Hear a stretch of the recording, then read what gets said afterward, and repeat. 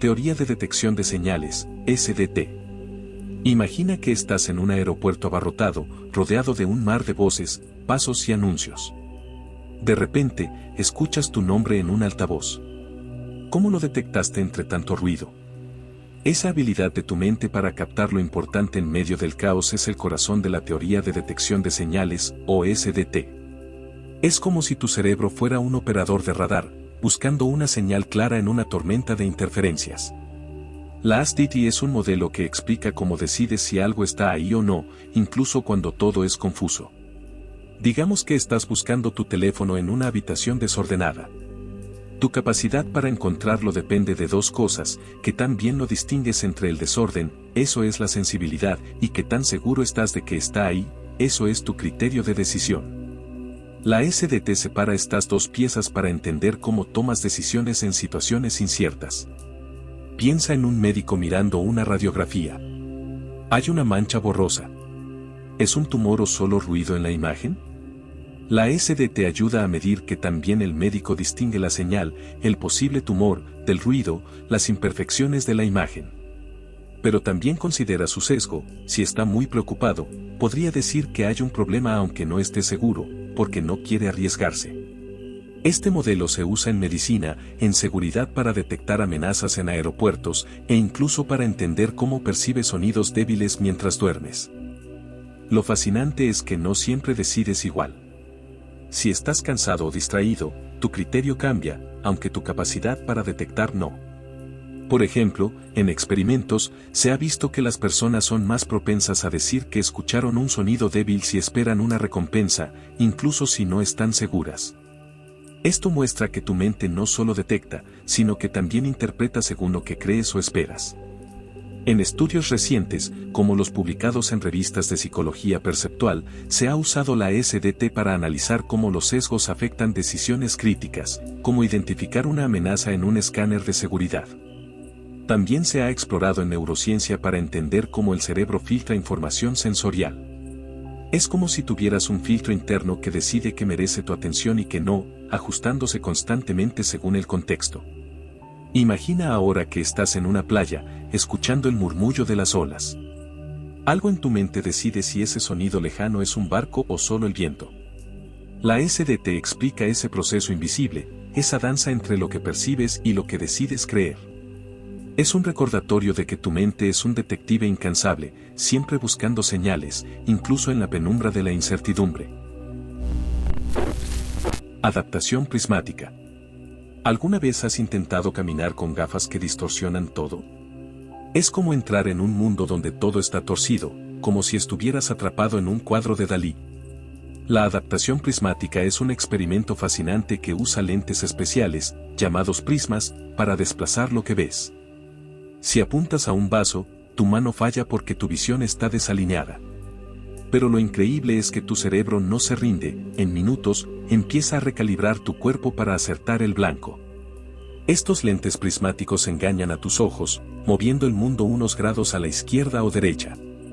Al principio, todo se siente extraño. Si intentas lanzar una pelota, la tiras al lugar equivocado. Pero tu cerebro, como un ingeniero paciente, ajusta el mapa entre lo que ves y cómo te mueves. En estudios, como los realizados en universidades como Cambridge, se ha visto que en unos 10 a 20 minutos, las personas empiezan a moverse con precisión, aunque los lentes sigan distorsionando. Esto muestra la plasticidad de tu cerebro, su capacidad para adaptarse a un mundo alterado. Ahora, piensa en un arquero ajustando su arco en un viento fuerte. Al principio, falla, pero pronto aprende a compensar. La adaptación prismática es parecida. Tu sistema visual motor se reescribe para lidiar con el cambio. Este fenómeno no es solo un truco de laboratorio. Se usa en rehabilitación, por ejemplo, para ayudar a personas con negligencia espacial, un trastorno donde ignoran un lado de su mundo tras un daño cerebral.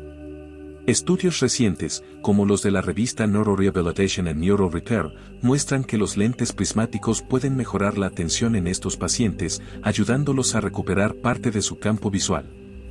Lo más curioso es lo que pasa cuando te quitas los lentes. Por un rato, tu cerebro sigue compensando, así que tus movimientos fallan en la dirección opuesta. Es como si hubieras aprendido a bailar en un escenario inclinado y, al volver al suelo plano, sigues tambaleándote. Este efecto posterior revela cuánto se ha transformado tu mente en tan poco tiempo. En experimentos con monos y humanos, se ha visto que áreas como el cerebelo y la corteza parietal están detrás de esta magia. Son como los cartógrafos de tu cerebro, redibujando el mapa de tu realidad. La adaptación prismática no solo nos enseña sobre la flexibilidad de la mente, sino que también inspira tecnologías, como sistemas de realidad virtual que ajustan cómo interactúas con mundos digitales. Así que la próxima vez que te sientas fuera de lugar, recuerda, tu cerebro es un maestro en adaptarse, capaz de recalibrar tu mundo, incluso cuando todo parece estar al revés. Células de lugar y de cuadrícula. ¿Sabías que tu cerebro tiene un GPS interno que te ayuda a no perderte? Es como un mapa secreto que se activa cada vez que caminas por tu casa o exploras una ciudad nueva. Este sistema depende de unas neuronas especiales llamadas células de lugar y células de cuadrícula, que son las estrellas de la navegación en tu mente. Imagina que estás paseando por un laberinto de maíz. Mientras giras a la derecha o izquierda, unas neuronas en tu hipocampo, las células de lugar, se encienden como focos para marcar dónde estás. Cada una se activa en un punto específico, como si dijeran, estás aquí, junto al árbol torcido. Mientras tanto, en una región cercana, la corteza entorrinal, las células de cuadrícula crean un patrón como un tablero de ajedrez invisible. Estas disparan en puntos regulares, formando una red que mide distancias y direcciones, como si tuvieras una regla y una brújula dentro de la cabeza. Estas células fueron descubiertas en ratas por científicos como John O'Keefe y, más tarde, Mebred y Edward Moser, quienes ganaron un Nobel en 2014 por este hallazgo. En experimentos, grabaron neurixas mientras los animales corrían por laberintos, viendo cómo las células de lugar creaban mapas de sitios específicos y las de cuadrícula daban una especie de coordenadas universales. En humanos, estudios con resonancias magnéticas, como los de University College London, muestran que estas neuronas también guían nuestra navegación, desde encontrar el baño en una casa nueva hasta recordar la ruta al trabajo. Piensa en tu cerebro como un videojuego de aventura. Las células de lugar son los puntos de guardado que marcan ubicaciones clave, y las de cuadrícula son la cuadrícula del mapa que te ayuda a medir cuánto has avanzado. Juntas, te permiten construir un modelo mental del espacio, conectar lugares con recuerdos y planear rutas. Por eso, cuando sueñas con un lugar conocido, tu cerebro a veces reactiva estas células, como si estuvieras caminando por esos sitios otra vez. Este sistema no solo es clave para moverte, sino que inspira avances fuera de tu cabeza. En robótica, los ingenieros copian estas redes neuronales para crear robots que naveguen sin GPS, como los que exploran Marte. También ayuda a entender enfermedades como el Alzheimer, donde la desorientación es un síntoma temprano porque estas células empiezan a fallar. Así que, mientras caminas por tu mundo, tu cerebro está tejiendo un mapa invisible, guiándote con una precisión que ni el mejor GPS podría igualar. Es un recordatorio de lo asombroso que es el cerebro humano, siempre trazando caminos, incluso en la oscuridad. Consolidación de memoria durante el sueño. Estás en una biblioteca silenciosa, rodeado de libros que guardan todo lo que aprendiste hoy. Pero, mientras duermes, esos libros no se quedan quietos, tu cerebro los hojea, los reorganiza y los graba en estanterías más permanentes. Esto es la consolidación de memoria durante el sueño, un proceso donde tu mente repite y fortalece lo que viviste, como un editor nocturno que pule tus recuerdos. Cuando duermes, tu cerebro no descansa. Entra en un modo especial donde las neuronas recrean patrones de actividad del día, un fenómeno llamado replay. Es como si tu mente proyectara una película de lo que hiciste, pero en cámara rápida, para asegurarse de que lo importante se quede contigo. Estudios, como los de la Universidad de Stanford, han grabado neuronas en ratas mientras corren por laberintos. Durante el sueño, esas mismas neuronas repiten los patrones de las rutas como si practicaran sin moverse. En humanos, resonancias magnéticas muestran que el hipocampo y la corteza trabajan juntos en la noche, moviendo recuerdos de la memoria a corto plazo a la de largo plazo. Imagina que aprendes a tocar una canción en la guitarra. Practicas, pero al día siguiente te sale mejor después de dormir. Eso es porque el sueño no solo guarda la memoria, sino que la refina. Experimentos, como los publicados en Nature Reviews Neuroscience, muestran que el sueño REM y el de ondas lentas son claves. El primero ayuda con habilidades motoras, como tocar un instrumento, el segundo refuerza hechos, como nombres o fechas. Por eso, dormir antes de un examen puede ser tan útil como estudiar. Este proceso explica por qué a veces despiertas con una solución a un problema que te atormentaba. Mientras sueñas, tu cerebro conecta ideas, como un rompecabezas que se arma solo. Pero no es magia. Investigaciones recientes, como las de la Universidad de Chicago, sugieren que el replay fortalece la sinapsis, las conexiones entre neuronas, haciendo que los recuerdos sean más resistentes al olvido. Este descubrimiento tiene un impacto enorme. En educación, se promueve dormir bien para mejorar el aprendizaje. En medicina, se estudia cómo la falta de sueño afecta la memoria en enfermedades como el insomnio o el Alzheimer. Incluso en la inteligencia artificial, los científicos se inspiran en el replay para entrenar redes neuronales que aprenden mientras duermen. Así que, cuando apoyas la cabeza en la almohada, tu cerebro se convierte en un bibliotecario incansable, organizando el caos del día en recuerdos que te acompañarán siempre. Es un trabajo silencioso, pero sin él, no serías quien eres. Contagio emocional.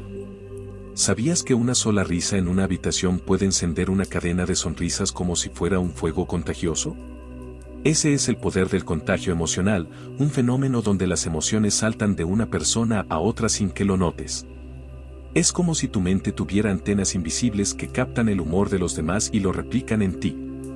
Estás en una cena familiar y alguien cuenta un chiste. Ves su cara iluminarse con alegría y, de pronto, sientes un cosquilleo en tus labios. Sin pensarlo, imitas su expresión y tu estado de ánimo se eleva. El contagio emocional funciona así, a través de miradas, gestos y tonos de voz, sincronizas tus emociones con las de otros. No es algo consciente, es un mecanismo automático, como un reflejo que une a las personas en un baile invisible de sentimientos. En el fondo, esto se debe a las neuronas espejo, células en tu cerebro que se activan tanto cuando haces algo como cuando ves a otro hacerlo. Descubiertas en los años 90 por científicos italianos como Giacomo Rizzolatti, estas neuronas explican por qué bostezas si ves a alguien más hacerlo o sientes empatía al ver tristeza. Estudios, como los publicados en revistas como Neuron, muestran que al imitar expresiones faciales, tu cuerpo genera las mismas emociones. Por ejemplo, si frunces el ceño como alguien enojado, tu pulso se acelera un poco, contagiándote el enfado. Piensa en el contagio como un eco en una montaña. Gritas una emoción y regresa multiplicada por las voces de los demás. En grupos, esto amplifica todo. En un estadio, la euforia de un gol se propaga como una ola. En redes sociales, un post triste puede deprimir a miles. Investigaciones recientes, como una de la Universidad de California en 2023, analizaron interacciones en video y encontraron que las expresiones en tiempo real son el detonante principal, más que las palabras solas. Este fenómeno no es solo curioso, tiene un impacto real. En liderazgo, un jefe positivo puede motivar a todo un equipo, mientras que uno negativo genera estrés colectivo. En salud mental, el contagio explica brotes de ansiedad en comunidades o como la terapia grupal usa emociones compartidas para sanar. Pero también hay un lado oscuro, en entornos tóxicos, el mal humor se esparce como un virus, afectando el bienestar de todos.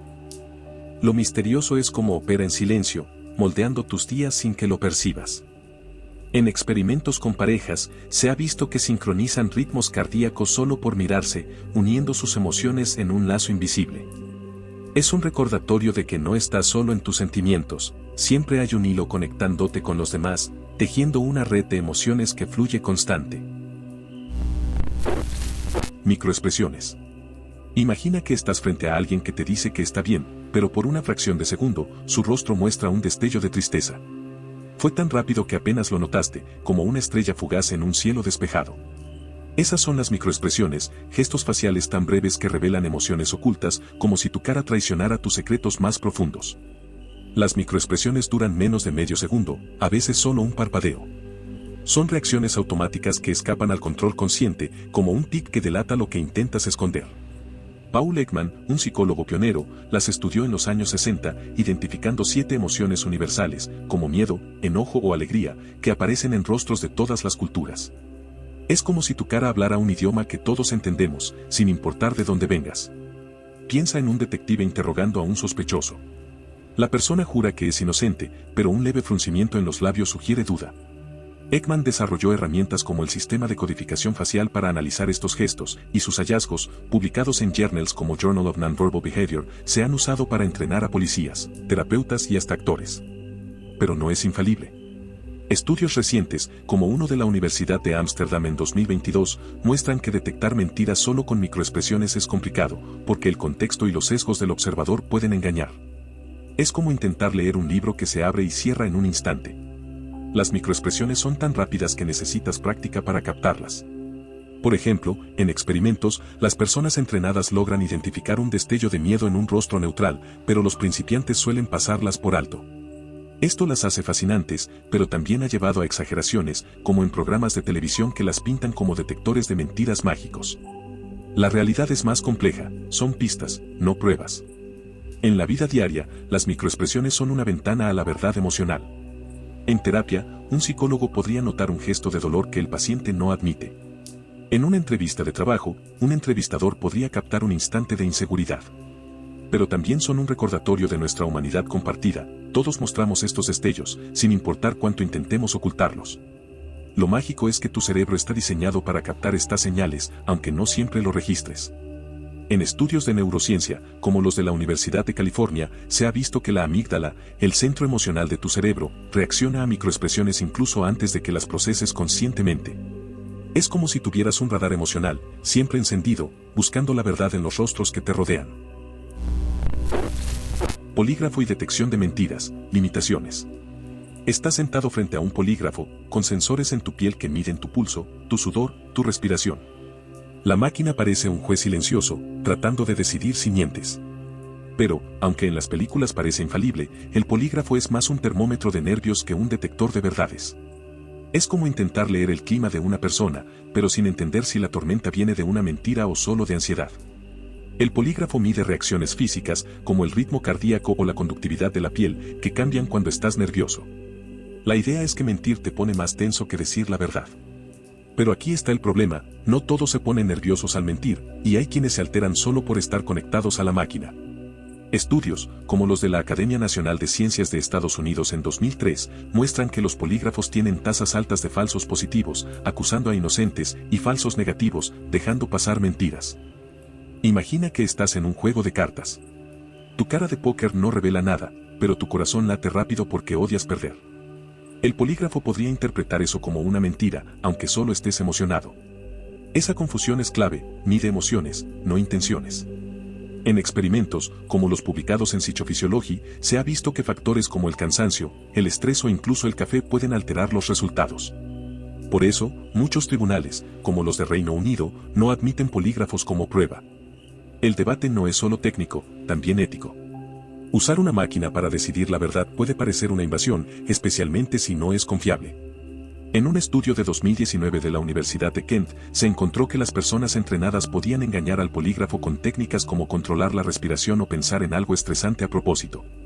Es como aprender a engañar a un detector de metales con un truco bien practicado. Aún así, los polígrafos se usan en seguridad, como en entrevistas de trabajo sensibles o en programas de televisión para crear drama. Pero su fiabilidad es baja y los expertos advierten que confiar en ellos puede llevar a errores graves. En cambio, métodos modernos, como análisis de microexpresiones o entrevistas estructuradas, están ganando terreno, aunque tampoco son perfectos. Lo fascinante es lo que esto dice de nosotros. Queremos una máquina que lea la verdad, como si fuera un superpoder, pero la mente humana es demasiado compleja para reducirla a líneas en un gráfico. Cada vez que un polígrafo parpadea, nos recuerda que la verdad no es algo que se pueda medir con cables, sino algo que se esconde en las profundidades de nuestra psicología. Lectura en frío. ¿Alguna vez has visto a un supuesto psíquico adivinar detalles de alguien con una precisión inquietante? Parece magia, pero en realidad es un truco tan terrenal como una conversación astuta. La lectura en frío es una técnica que usan mentalistas, médiums y adivinos para hacerte creer que saben cosas sobre ti, como si leyeran tu alma. Es como un pintor que, con solo unas pinceladas, crea un retrato que parece perfecto, pero en realidad está hecho de suposiciones inteligentes. Imagina que estás en una feria y alguien te dice, veo que has pasado por un cambio importante recientemente. Suena específico, pero es una frase que aplica a casi todos. Eso es la lectura en frío, usar declaraciones vagas, observar tus reacciones y ajustar el discurso. Si asientes, el psíquico profundiza, si dudas, cambia de rumbo. Son expertos en leer microseñales, como un leve brillo en tus ojos o un suspiro, para construir una historia convincente. Este método se basa en trucos psicológicos. Por ejemplo, el efecto Barnum, descubierto por psicólogos como Bertrand Fuller, hace que aceptes descripciones generales como si fueran únicas para ti. En experimentos, como uno clásico de 1948, estudiantes recibieron perfiles de personalidad idénticos y todos pensaron que eran personalizados. Frases como tienes un gran potencial sin explotar funcionan porque todos queremos creerlas. Estudios recientes, como los de la Universidad de Londres, muestran que la lectura en frío explota nuestra tendencia a buscar patrones y significados, incluso donde no los hay. Piensa en un mago que saca un conejo de un sombrero. La lectura en frío es similar, el truco está en la preparación, no en lo sobrenatural. Los lectores usan técnicas como hacer preguntas abiertas, soltar afirmaciones ambiguas o repetir lo que tú mismo revelas sin darte cuenta. Por ejemplo, si dices que perdiste a alguien, dirán, siento una presencia que te extraña. Suena profundo, pero es solo un eco de tus palabras. Esto no solo ocurre en sesiones de espiritismo. Vendedores, entrevistadores o incluso influencers usan versiones de esta técnica para conectar contigo. Pero también es una herramienta educativa, entender la lectura en frío te ayuda a detectar falacias y a ser más crítico con afirmaciones extraordinarias. Organizaciones como la Fundación James Randi han usado estos conocimientos para desmentir fraudes paranormales, mostrando que no hay poderes místicos, solo psicología astuta. Lo fascinante es cómo tu mente llena los vacíos. Cuando alguien te lee, no solo escuchas sus palabras, completas la historia con tus propios recuerdos y esperanzas. Es como si tu cerebro fuera un cómplice, tejiendo una ilusión que parece real, pero que solo vive en el arte de una buena conversación. Efecto del movimiento residual. Estás mirando una cascada, su agua cayendo sin parar, hipnotizante. Luego, desvías la vista a las rocas cercanas y, de repente, parece que se mueven hacia arriba. No estás alucinando, es el efecto del movimiento residual, un truco de tu cerebro que te hace ver movimiento donde no lo hay. Es como si tu mente, agotada de tanto observar, decidiera jugar con lo que ves. Este fenómeno ocurre cuando miras algo en movimiento continuo, como un río o un video de rayas girando. Después de un rato, las neuronas que detectan ese movimiento se cansan. Cuando miras algo estático, otras neuronas, las que detectan el movimiento opuesto, toman el control y crean la ilusión de que todo se mueve al revés. Es como si tu cerebro tuviera una balanza que, al inclinarse mucho hacia un lado, rebota al otro cuando la presión desaparece. Descubierto en el siglo XIX, este efecto ha sido estudiado en neurociencia para entender cómo funciona la visión. Experimentos, como los de la Universidad de Rochester, han usado imágenes de resonancia magnética para mostrar que áreas como la corteza visual MT, encargada de procesar movimiento, se adaptan a estímulos constantes y luego compensan en exceso. En un estudio de 2021 en Journal of Vision, voluntarios miraron patrones giratorios y luego vieron objetos estáticos moverse en dirección contraria, confirmando que este efecto revela cómo las neuronas ajustan su sensibilidad. Imagina que estás en un tren en movimiento y, al detenerse, sientes que sigues avanzando. El efecto del movimiento residual es similar, pero en tus ojos. No solo es un curioso truco visual, también ayuda a los científicos a mapear cómo el cerebro organiza la información sensorial. Por ejemplo, se usa para estudiar cómo las neuronas se especializan en detectar direcciones específicas, como arriba, abajo o en círculos. Este fenómeno también tiene un lado práctico. En diseño de videojuegos o películas, los creadores evitan movimientos prolongados que puedan desencadenarlo, para no marear a la audiencia. En neurociencia, ayuda a entender trastornos visuales, como en pacientes con migrañas, donde la percepción del movimiento puede estar alterada. Incluso se ha explorado en realidad virtual, donde el efecto puede causar confusión si no se controla bien. Lo más intrigante es que este efecto muestra cómo tu cerebro no solo ve el mundo, sino que lo interpreta activamente. Cada vez que miras algo fijo después de un movimiento, tu mente te recuerda que lo que percibes no es la realidad cruda, sino una versión pulida por tus neuronas, siempre ajustándose para darte una imagen clara, aunque a veces con un giro inesperado. Efecto Cocktail Party. Estás en una fiesta llena de risas, música y charlas cruzadas. Todo es un caos sonoro, pero de repente escuchas tu nombre al otro lado de la sala. tu atención se dispara, como si un reflector iluminara esa voz entre el bullicio. Ese es el efecto cocktail party, la habilidad de tu cerebro para filtrar el ruido y captar lo que importa, como un pescador que encuentra una perla en un mar revuelto. Este fenómeno se trata de la atención selectiva auditiva. Tu cerebro no solo escucha, clasifica y elige sonidos, separando una conversación del resto, como si pusiera subtítulos a una voz en medio de un coro desordenado. En los años 50, el psicólogo Colin Charre acuñó el término tras estudiar cómo las personas seguían una voz en ambientes ruidosos. Experimentos, como los de la Universidad de Cambridge, han usado audífonos para enviar diferentes mensajes a cada oído, mostrando que puedes enfocarte en uno mientras ignoras el otro, aunque tu cerebro registra fragmentos del sonido desatendido.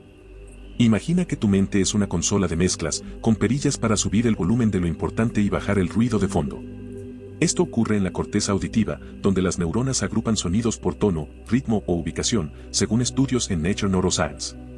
Por ejemplo, cuando sigues una conversación en un restaurante, tu cerebro usa pistas como la dirección del sonido o el timbre de la voz para aislarla. Es un talento tan fino que incluso puedes captar emociones en la voz de alguien sin darte cuenta. Este efecto no solo es curioso, tiene aplicaciones prácticas. En tecnología, inspira el diseño de audífonos para personas con problemas de audición que amplifican voces específicas en entornos ruidosos. También guía sistemas de reconocimiento de voz, como los asistentes virtuales, que intentan imitar esta habilidad.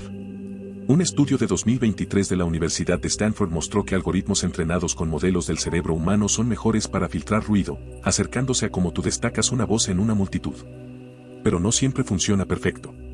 Si estás cansado o distraído, el filtro se debilita y el ruido te abruma. En trastornos como el TDA, este proceso puede fallar, haciendo que todo suene igual de importante. Es como si la consola de mezclas de tu cerebro tuviera las perillas atascadas. Lo fascinante es que este efecto revela cómo tu mente prioriza sin que lo pidas. Incluso en una fiesta caótica, tu cerebro está alerta, buscando señales que te conecten con el mundo, como un radar que nunca descansa, listo para captar tu nombre en el murmullo de la vida. Parpadeo atencional. ¿Alguna vez has jugado a un juego donde debes captar imágenes que pasan rapidísimo por una pantalla? Imagina que ves una serie de letras volando a toda velocidad, y tu tarea es encontrar dos específicas, como una X y una T. Detectas la primera, pero la segunda, que aparece justo después, se te escapa, como si tu mente hubiera parpadeado. Ese es el attentional blink, o parpadeo atencional, un momento fugaz en que tu cerebro se pierde una señal porque está ocupado procesando otra. Es como si tu atención fuera un portero en un club exclusivo, solo deja pasar a un invitado a la vez. Cuando te concentras en algo, como identificar esa X, tu cerebro dedica todos sus recursos a procesarla, y durante una fracción de segundo, unos 200 a 500 milisegundos, se vuelve ciego a lo que viene después. Estudios, como los de la Universidad de Vanderbilt en los 90, descubrieron esto al mostrar imágenes rápidas a voluntarios, notando que el segundo objetivo a menudo pasaba desapercibido si estaba muy cerca del primero. Piensa en tu mente como un malabarista con pocas manos. Puede manejar una pelota a la vez, pero si le lanzas otra demasiado pronto, la deja caer. Este fenómeno revela que tu atención tiene un límite temporal, un embotellamiento mental que no te deja procesar todo a la vez. En experimentos recientes, como uno publicado en Attention, Perception and Psychophysics en 2022, se usaron electroencefalogramas para ver cómo el cerebro prioriza información, mostrando que las ondas cerebrales se congelan momentáneamente tras detectar un primer estímulo. Este parpadeo no solo es un dato curioso, afecta la vida real. Por ejemplo, en diseño de interfaces, como tableros de aviones o videojuegos, los ingenieros evitan mostrar alertas importantes justo después de otra, porque el piloto o jugador podrían no verlas. En seguridad vial, explica por qué un conductor distraído por un mensaje puede pasar por alto una señal de tráfico que aparece de inmediato. Lo intrigante es que no siempre parpadeas igual. Si estás muy motivado, como en un experimento donde ofrecen recompensas, el parpadeo se reduce. También, en estados emocionales intensos, como ver una imagen impactante, tu cerebro puede despertar y captar más. Pero en el día a día, este límite te recuerda que tu atención es un recurso finito, como una linterna que solo ilumina un punto a la vez. Mientras te mueves por el mundo, tu mente está decidiendo constantemente qué vale tu foco y que se pierde en ese breve parpadeo. Es un baile silencioso de prioridades, donde tu cerebro elige qué ver y qué dejar pasar en el torbellino del tiempo. Unión temporal y sentido de agencia. ¿Alguna vez has sentido que el tiempo se encoge cuando haces algo con intención, como si tus acciones y sus resultados estuvieran pegados en un instante? Es como presionar un interruptor y ver la luz encenderse, sintiendo que controlas el mundo. Esto es la unión temporal, o intentional bonding, un fenómeno donde tu cerebro une tus acciones voluntarias y sus efectos en el tiempo, dándote una sensación de poder sobre lo que pasa. Imagina que estás jugando un videojuego. Pulsas un botón y tu personaje salta al instante. Tu cerebro percibe ese salto como si ocurriera más cerca del momento en que apretaste el botón de lo que realmente fue. Este truco mental refuerza tu sentido de agencia, la certeza de que tú causaste el salto. En experimentos, como los realizados por Patrick Haggard en University College London, se ha medido esto con cronómetros precisos. Cuando actúas intencionalmente, el intervalo entre acción y resultado, como presionar una tecla y escuchar un sonido, parece más corto que si el sonido ocurre solo. Es como si tu mente tuviera un editor de video interno, cortando y pegando los eventos para que sientas que tienes el control. Estudios en Nature Neuroscience han mostrado que esta unión ocurre en áreas del cerebro como la corteza prefrontal y el cerebelo, que conectan tus intenciones con lo que sucede. Por ejemplo, un estudio de 2023 en Journal of Cognitive Neuroscience encontró que cuando voluntarios causaban un evento, como encender una luz, su percepción del tiempo se comprimía hasta 50 milisegundos, pero no cuando la luz se encendía sola. Este fenómeno no es solo un dato curioso. Explica cómo sientes que eres el autor de tu vida. Cuando fallas en algo, como tirar un vaso por error, la unión temporal se debilita y no sientes tanto control. En trastornos como la esquizofrenia, donde las personas a veces sienten que sus acciones no son suyas, esta unión está alterada, según investigaciones de la Universidad de Copenhague. Es como si el editor de tu cerebro cortara la película en los lugares equivocados, rompiendo la conexión entre lo que haces y lo que pasa. En la vida diaria, la unión temporal te da confianza para actuar, desde cocinar hasta conducir. También inspira tecnología, como interfaces de realidad virtual que ajustan los tiempos de respuesta para que sientas más control. Pero lo más fascinante es lo que dice sobre ti. Tu cerebro está constantemente tejiendo una historia donde eres el protagonista, acortando el tiempo para que cada acción tuya parezca magia que transforma el mundo. Moral dumbfounding. Estás discutiendo con un amigo sobre si algo está bien o mal, y de pronto te quedas sin palabras. Sientes con fuerza que algo no es correcto, pero no puedes explicar por qué.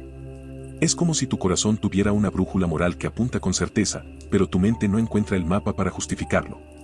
Esto es el moral dumbfounding, un fenómeno donde tus juicios morales llegan antes que tus razones, dejándote atrapado en un silencio curioso. El psicólogo Jonathan Haidt acuñó este término tras estudiar cómo las personas defienden sus creencias éticas. En un experimento famoso, preguntó a voluntarios si estaba mal que dos hermanos adultos tuvieran una relación consensual y privada, sin posibilidad de hijos.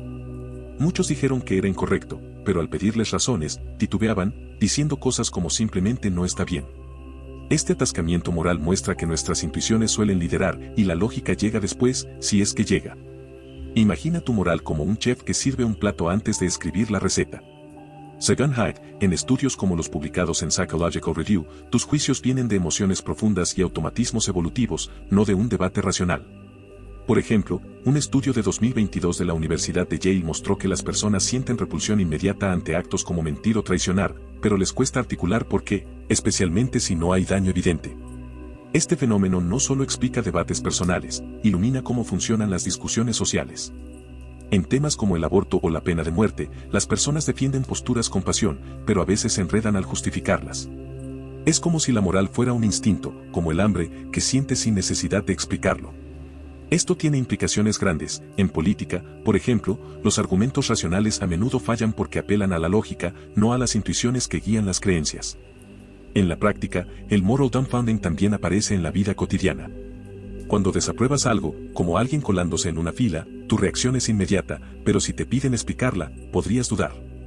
Estudios recientes, como los de la Universidad de Oxford, sugieren que esto ocurre porque la moral está anclada en sistemas cerebrales emocionales, como la amígdala, que actúan más rápido que la corteza prefrontal, encargada de razonar. Lo fascinante es que este fenómeno no te hace menos racional, te hace humano. Tu brújula moral te guía aunque no siempre entiendas el camino.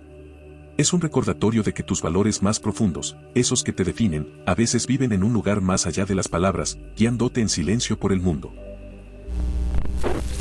Adaptación hedónica.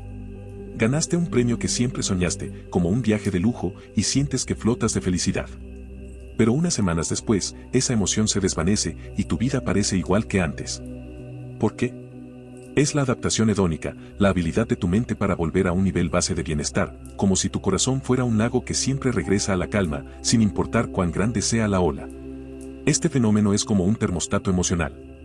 No importa si ganas la lotería o enfrentas una pérdida, tu cerebro ajusta tus emociones para mantenerte en un punto medio. Psicólogos como Daniel Kahneman han estudiado esto, mostrando que eventos intensos, positivos o negativos, pierden su impacto con el tiempo.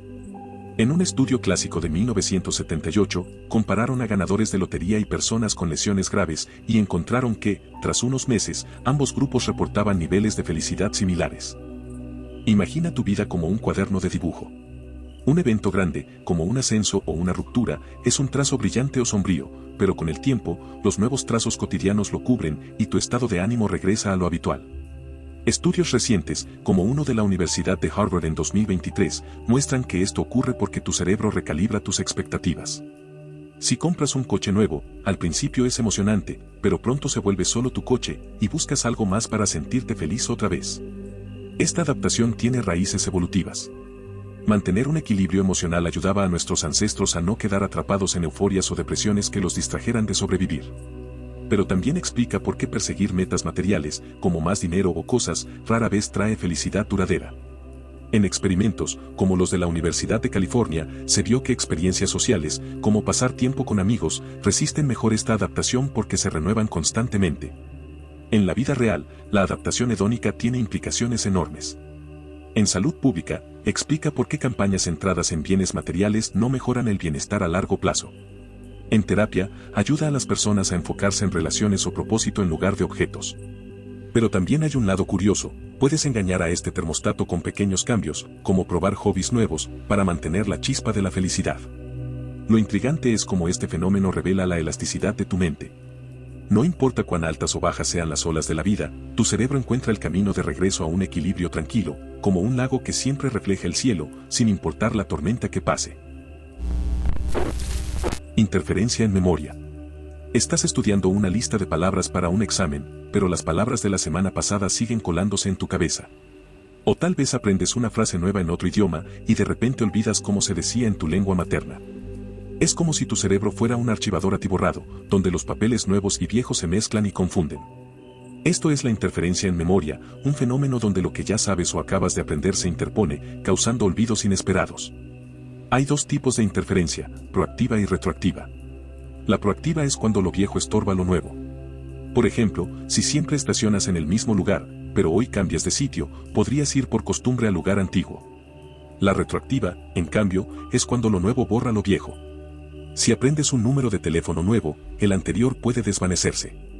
Estudios clásicos, como los de John Anderson en los años 70, usaron listas de palabras para mostrar cómo estas interferencias causan errores, y experimentos recientes en Memory and Cognition 2023 confirman que ambas operan en el hipocampo, donde los recuerdos compiten por espacio. Imagina tu memoria como un estante de libros. Si intentas añadir un libro nuevo, pero los viejos están desordenados, es difícil encontrar un hueco. O si apilas demasiados libros nuevos, los de abajo se aplastan y olvidan. Esto explica por qué aprender un idioma nuevo puede hacerte tropezar con el que ya sabías, o por qué confundes nombres de personas que conociste en contextos similares. En la vida real, la interferencia es un desafío cotidiano. En el trabajo, si cambias de software, los atajos del programa viejo te confunden. En la escuela, estudiar temas parecidos seguidos puede mezclarlos en tu cabeza. Por eso, técnicas como espaciar el estudio o usar contextos distintos, como estudiar en diferentes lugares, ayudan a reducir la interferencia, según investigaciones de la Universidad de Stanford. Este fenómeno también inspira tecnología. En inteligencia artificial, los modelos enfrentan algo similar, llamado olvido catastrófico, donde nueva información borra la antigua. Los científicos usan ideas de la interferencia humana para mejorar cómo las máquinas retienen datos. En psicología, entender la interferencia ayuda a crear estrategias de estudio más efectivas, como repasar en bloques separados para evitar que los recuerdos se pisen. Lo fascinante es cómo tu memoria, aunque parece un archivo perfecto, es más bien un lienzo vivo, donde cada trazo nuevo puede difuminar o cambiar los anteriores. Es un caos organizado que te recuerda que olvidar no siempre es un fallo, sino parte del baile constante de tu mente para mantener el equilibrio. Poda sináptica en desarrollo adolescente. ¿Te imaginas que tu cerebro fuera un jardín y que, en la adolescencia, alguien viniera con tijeras para recortar las ramas que parecen sobrantes? Esa tijera no es mala. Es precisa. Y lo que corta no es azar, lo que queda es lo que el jardín, tu cerebro, usará para crecer más fuerte. Durante la niñez temprana el cerebro planta muchas más conexiones de las que necesita. Luego, en la adolescencia, sigue un proceso de poda, se eliminan sinapsis, los puntos de contacto entre neuronas, hasta en torno a la mitad en algunas regiones. Esto no es destrucción sin sentido. Es refinamiento. ¿Por qué ocurre esto ahora y no antes o después? Imagina que mientras aprendes, tu cerebro va haciendo montones de caminos. Al crecer, la experiencia, lo que repites, lo que practicas, hace que ciertos caminos se usen mucho y otros queden en abandono. La poda se encarga de borrar los senderos menos útiles para dejarlos más firmes. Así la señal viaja con menos ruido y las decisiones pueden ser más rápidas y eficientes. La herramienta molecular que hace la poda no es solo química. Hay células del sistema inmune del cerebro, llamadas microglías, que actúan como jardineros, comen o fagocitan sinapsis que han sido marcadas para desaparecer. Este proceso está influido por hormonas de la pubertad y por señales ambientales. Si las microglías trabajan de forma distinta o las señales son inadecuadas, el patrón de poda puede variar y eso tiene consecuencias en comportamiento y salud mental. Esto explica parte de por qué la adolescencia es una época de emociones intensas y búsqueda de novedad. Cuando se remodelan circuitos en regiones como la corteza prefrontal, la parte que regula la planificación y el control, la conexión entre emoción y control todavía está en ajuste. Es como actualizar el software mientras el dispositivo sigue en funcionamiento, puedes obtener mejoras pero también errores temporales, como impulsividad o sensibilidad emocional.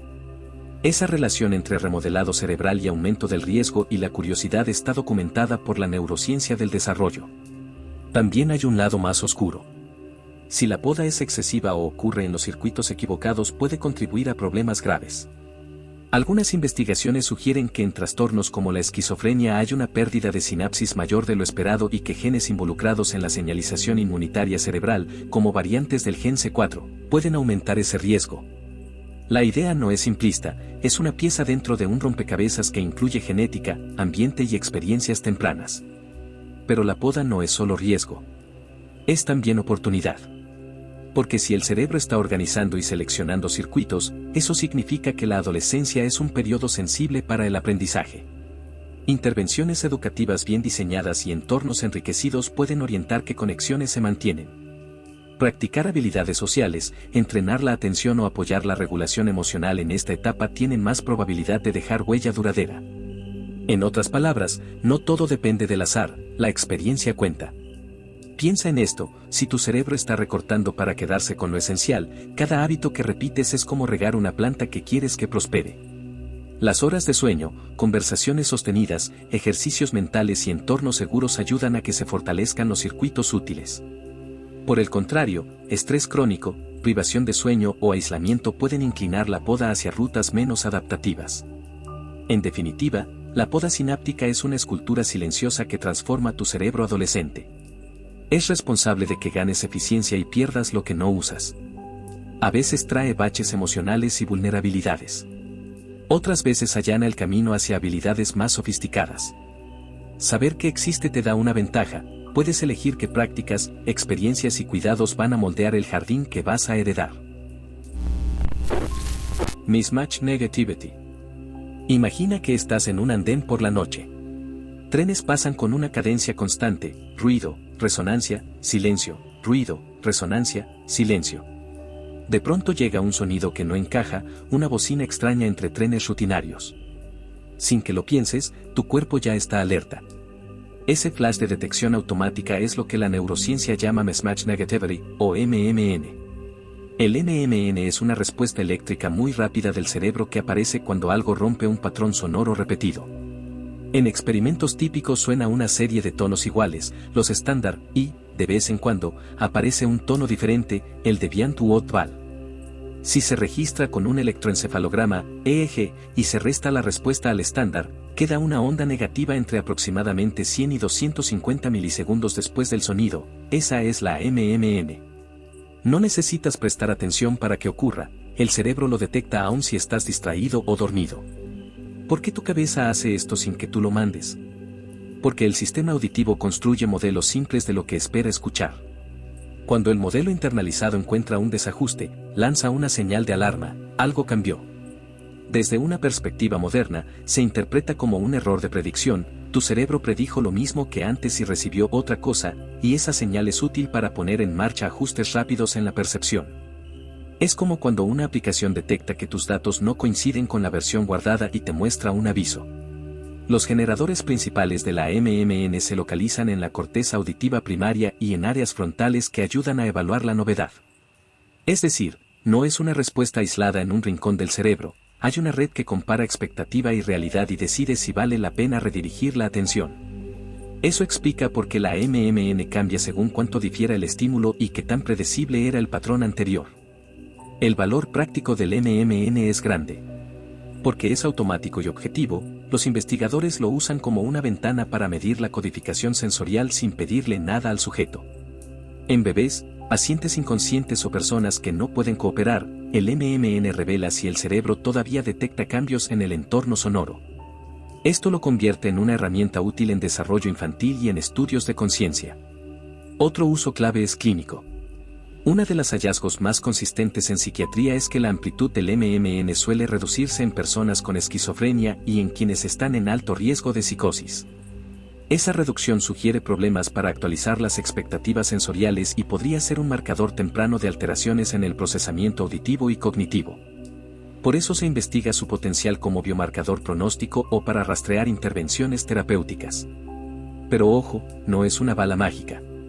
La MMN puede verse afectada por muchos factores: edad, sueño, atención sostenida, medicación y hasta la forma exacta del paradigma experimental. Interpretar una MMN alterada exige contexto y cruces con otras medidas. Aún así, su fiabilidad task-readast y su sensibilidad a cambios en la codificación sensorial la hacen especialmente valiosa en investigación translacional. Ahora imagina otra vez el andén.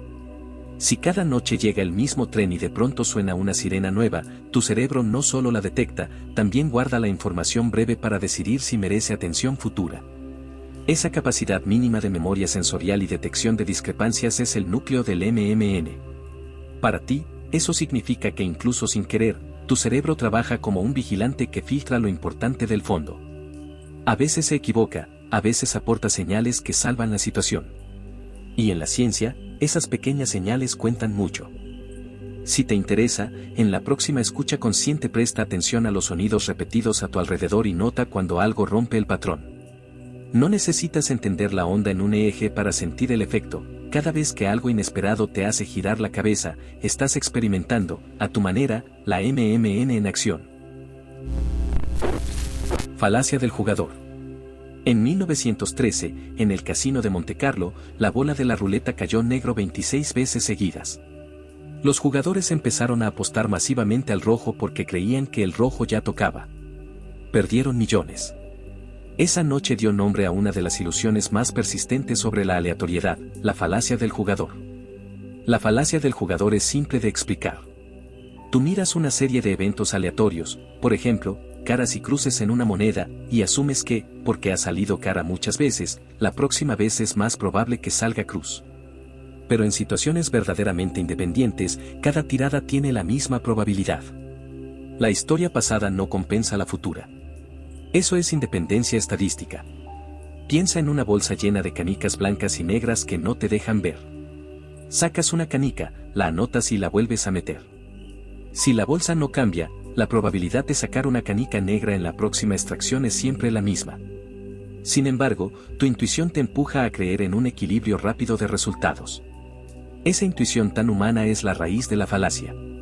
¿Por qué tu cabeza juega esa trampa contigo? Una explicación clave es lo que los psicólogos llaman la ley de los pequeños números. Tú esperas que pequeñas muestras reflejen las propiedades de la población entera. Ves una secuencia corta y esperas que sea justa como si hubieras visto 1000 tiradas. Esa expectativa genera la sensación de que una racha tiene que terminar pronto. La falacia del jugador tiene efectos prácticos. En casinos, los patrones de apuesta cambian después de rachas. En estudios de campo se ha observado que la gente apuesta en contra de la racha en juegos puramente azarosos. En otros ámbitos, ese mismo sesgo explica decisiones equivocadas, un tribunal que cree que una serie de decisiones negativas no puede repetirse, un gerente que espera que una mala racha de ventas termine por azar, o inversores que piensan que un activo debe rebotar tras una mala jornada. No es solo juego, es como juzgamos la probabilidad en la vida real. La falacia del jugador también nos revela algo sobre tu mente: eres un buscador de patrones. Esa habilidad te hizo sobrevivir como especie porque detectar señales en el ruido era útil. Pero hoy, en juegos de azar y mercados modernos, el mismo impulso puede volverse en contra. Reconocer cuando una racha es pura casualidad y cuando puede esconder un patrón real es una destreza que vale la pena entrenar.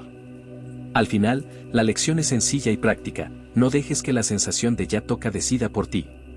Cuando la probabilidad es independiente, cada evento es una nueva página en blanco. Tu intuición busca sentido. Tu tarea es enseñarla a leer mejor los números. Falacia de la mano caliente. ¿Has pensado alguna vez que cuando encestas 3 veces seguidas, tus manos están calientes y la próxima también entrará? Esa sensación, fuerte, confiada, casi mágica, tiene nombre: la falacia de la mano caliente. Pero aquí la cosa se complica: a veces es mito, y a veces es real. Imagina que estás en la línea de 3 puntos y lanzas la pelota 5 veces. Si metes 3 de 5, tú y la grada creen que ahora eres imparable. La falacia de la mano es la creencia de que el rendimiento pasado de una persona aumenta la probabilidad de éxito inmediato. Es decir, que la racha no es azar sino una propiedad que se mantiene. En la vida cotidiana esa creencia guía apuestas, alineaciones deportivas y hasta decisiones laborales. Durante décadas la opinión dominante, arraigada en un famoso estudio de los años 80, fue que la mano caliente es una ilusión. La secuencia de aciertos y fallos en deportes como el baloncesto se explicaba por variabilidad aleatoria, y la sensación de racha era un error de percepción. Esa investigación mostró que, al mirar estadísticas, no se encontraba evidencia robusta de que un jugador tuviera más probabilidad de anotar justo después de una racha de aciertos. Sin embargo, la historia no se quedó ahí. Investigadores posteriores descubrieron un sesgo estadístico sutil en cómo se calculaban esas probabilidades condicionadas. Cuando corriges ese error, un tipo de sesgo de selección en el muestreo de rachas, los resultados cambian. Algunos reanálisis y estudios con datos más amplios hallaron señales de mano caliente en ciertos contextos, sobre todo cuando la tarea involucra habilidad que puede variar ligeramente con la confianza o ajuste técnico. En resumen, la conclusión absoluta de Noah Harhand era demasiado tajante. ¿Por qué puede existir la mano caliente? Hay varias vías. Una es la estadística pura: en series cortas y complejas los métodos mal aplicados fallan. Otra es psicológica: tras encestar varias veces tu confianza sube, modificas la mecánica del tiro, arriesgas distinto, o te concentras mejor. Esos cambios reales pueden mejorar la probabilidad de éxito. También hay razones situacionales: un oponente cansado, decisiones del entrenador o un tipo de tiro más favorable en cierto momento. Así que la aparente racha puede ser mezcla de estadística, psicología y condiciones externas. ¿Qué significa esto para ti cuando observas una racha en deportes, juegos o trabajo? Primero, distinguir contexto. Si la tarea es pura aleatoriedad, lanzar una moneda justa, creer en la mano caliente es erróneo. Si la tarea depende de habilidad y adaptación, tirar a canasta, lanzar dardos, tocar una pieza musical, entonces existe la posibilidad de autocorrelación real: pequeñas mejoras momentáneas en técnica o estado mental que aumentan la probabilidad inmediata de éxito. La clave es preguntar si la fuente del evento tiene memoria o puede cambiar con el uso. Hay implicaciones prácticas y humildes lecciones. No asumas que una racha te convierte en invencible, tampoco descartes que un deportista o profesional puede estar en mejor forma por razones concretas. Si gestionas riesgo, apuestas, fichajes o decisiones de equipo, usa datos bien analizados, ten en cuenta tamaño de muestra y corrige sesgos de selección. Y si eres el protagonista de una racha, entiende lo que está cambiando en tu desempeño: confianza, técnica, concentración. Ajusta, practica y verifica. Al final, la falacia de la mano caliente te cuenta algo importante sobre cómo crees ver el mundo: amas las historias de rachas porque dan sentido y control. A veces la historia es narración y error, otras veces contiene verdad. La mano puede enfriarse o calentarse por razones reales. Saber distinguir te hace menos víctima de la ilusión y más capaz de aprovechar las oportunidades reales cuando aparecen. Misatribución de la excitación. Imagina que sales corriendo de una montaña rusa. El corazón te late rápido, respiras agitado y las piernas te tiemblan. Ahora imagina que, justo al bajar, alguien te sonríe de forma coqueta. ¿Es amor en el aire o simplemente tu cuerpo todavía está en modo montaña rusa? Esa confusión corporal es la base de la misatribución de la excitación. La idea central es sencilla. Tu cuerpo produce señales fisiológicas, taquicardia, sudor, respiración veloz, que no llevan una etiqueta clara por sí mismas. Para sentir una emoción tú buscas una explicación consciente para esas señales. Si el contexto sugiere peligro, llamas a eso miedo. Si sugiere romance, llamas a eso atracción. Cuando la causa real no es obvia, puedes equivocarte y atribuir la excitación a lo que no la provocó. Esa es la misatribución. El estudio clásico que lo mostró de forma muy visual lo hicieron Daten y Aron en 1974. Colocaron a hombres en dos puentes, uno era viejo y oscilante, otro corto y estable. Al final del puente un experimentador atractivo pidió a los hombres que completaran un cuestionario y les dejó su número por si querían más información. Los hombres que habían cruzado el puente peligroso llamaron mucho más al experimentador que los que cruzaron el puente seguro. Los autores interpretaron que la excitación por cruzar el puente se había confundido con atracción hacia la persona. Esa lectura enlaza con la teoría de las dos etapas de la emoción de Schachter y Singer. Primero hay activación fisiológica y luego una explicación cognitiva. Si la explicación disponible es errónea, tu experiencia emocional se ajusta a la interpretación equivocada. En otras palabras, el mismo temblor puede convertirse en miedo, excitación o atracción según la etiqueta que le pongas. Pero la historia no es solo romántica y contundente. Varios trabajos posteriores replicaron elementos del efecto mientras que otros señalaron problemas metodológicos en el experimento original, como el control del tiempo de descanso tras la experiencia estresante o cómo se midió la atracción. Por eso hoy se habla de misatribución de forma matizada. El fenómeno existe, pero sus límites y la magnitud del efecto dependen mucho del diseño y del contexto. ¿Qué nos enseña esto en la práctica? Primero, que tus sensaciones corporales son paganas, no traen un letrero que diga esto es amor o esto es miedo. Tú y tu cerebro llenan ese vacío con pistas externas. Eso explica por qué una caminata rápida, una sorpresa intensa o hasta el ejercicio físico pueden transformar una interacción neutra en algo que se siente más íntimo. Segundo, la misatribución muestra lo maleable de las emociones. Pequeñas manipulaciones del contexto pueden cambiar cómo interpretas tus propios estados. También tiene implicaciones éticas y sociales. Si sabes que la excitación se puede transferir, es fácil ver cómo entornos diseñados para provocar emociones fuertes podrían manipular decisiones afectivas. Por eso es importante ser consciente de las circunstancias cuando tomas decisiones emocionales importantes. Un sentimiento muy intenso justo después de una experiencia física extrema puede merecer una pausa antes de una decisión. ¿Cómo puedes usar este conocimiento para entenderte mejor? Observa señales simples. Si tus reacciones son desproporcionadas, pregúntate qué pasó hace un minuto. ¿Acabas de hacer ejercicio, te asustaste o estás cansado? Toma respiraciones profundas, espera unos minutos y revisa cómo cambia tu evaluación. Practicar esa pequeña demora te ayuda a etiquetar con más precisión y evita decisiones que nacen de confusión corporal. En resumen, la misatribución de la excitación te recuerda que sentir no es lo mismo que saber por qué sientes. A veces tu cuerpo llega antes que la explicación y tú corres a buscarle sentido en lo más cercano. Reconocer esa distancia entre sensación y etiqueta te da poder. Puedes pausar, imaginar otras causas y elegir con más claridad. Eso convierte un puente sacudido en una lección sobre cómo tu mente hace historias a partir del temblor del pecho. Ilusión correlacional. Un hecho sorprendente, en experimentos clásicos la gente suele asociar comportamientos negativos raros con grupos minoritarios aunque, en realidad, ambos grupos hayan cometido la misma cantidad de esos comportamientos. Esa percepción falsa tiene un nombre técnico, ilusión correlacional. La ilusión correlacional es la tendencia a ver una relación entre dos cosas cuando no existe. Puedes creer, por ejemplo, que cierto grupo siempre causa problemas porque recuerdas más fácilmente los casos llamativos, no porque haya más incidentes. Es como si tu mente pegara post-it sobre lo inesperado y luego pensara que eso representa la regla general. Para entender por qué pasa, imagina un álbum de fotos donde solo guardas las imágenes más raras, el gato que saltó sobre la mesa, el regalo que llegó roto, la lluvia en el día de picnic. Con el tiempo ese álbum te da la impresión de que esas cosas ocurren con frecuencia, porque son las que elegiste conservar. De modo parecido tu memoria y atención privilegian la información distintiva, lo inusual o lo negativo, y eso hace que ciertas coocurrencias brillen más en tu recuerdo aunque objetivamente sean escasas.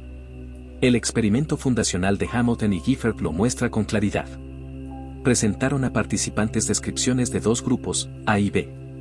Ambos cometían comportamientos positivos y negativos en la misma proporción, pero el grupo B era menor en número. Los observadores luego sobreestimaron la frecuencia de comportamientos negativos en el grupo B. La explicación más aceptada es la distintividad. Los actos negativos y la menor presencia del grupo hacen que esa combinación sea especialmente memorable. Las consecuencias no son académicas. Este sesgo es una de las piezas que ayudan a formar y mantener estereotipos. Cuando los medios muestran con frecuencia eventos dramáticos protagonizados por miembros de una minoría, ese patrón distintivo se ancla en la audiencia y se generaliza. Con pocas instancias se construye una regla social que distorsiona la realidad y perjudica a comunidades enteras. ¿Significa esto que somos irremediablemente prejuiciosos? No necesariamente. Investigaciones recientes sugieren que la ilusión correlacional emerge con aprendizaje incompleto. Con exposición suficiente y datos variados el efecto disminuye. Es decir, la falta de información amplia y equilibrada favorece las asociaciones falsas, ampliar la muestra corrige la visión distorsionada. Eso abre una puerta práctica, la educación y la experiencia reducen el sesgo. Pero hay más mecanismos en juego, motivación y emoción. Si tienes una predisposición a temer lo negativo, tenderás a retener y asociar mejor los ejemplos amenazantes. La atención selectiva trabaja con lo memorable y la memoria reelige lo que confirma lo que ya crees. Es una maquinaria que se retroalimenta, una noticia llamativa alimenta la expectativa y la expectativa filtra nuevas noticias que la confirman.